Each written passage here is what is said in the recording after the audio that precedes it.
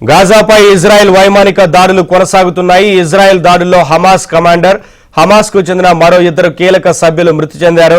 Gaza నగరంతో పాటు మొత్తం 100 చోట్ల ఇజ్రాయెల్ దాడులు చేయగా 61 మంది మృతి చెందారు. శరణార్థుల శిబిరంపై ఇజ్రాయెల్ దాడులు జరిపింది. అయితే పక్కనే ఉన్న అబువసి పాఠశాల లక్ష్యంగా దాడి జరిగిందని, ఈ దాడుల్లో చిన్నారులు పెద్ద సంఖ్యలో చనిపోయారని పాలస్తీనా వర్గాలు తెలిపాయి.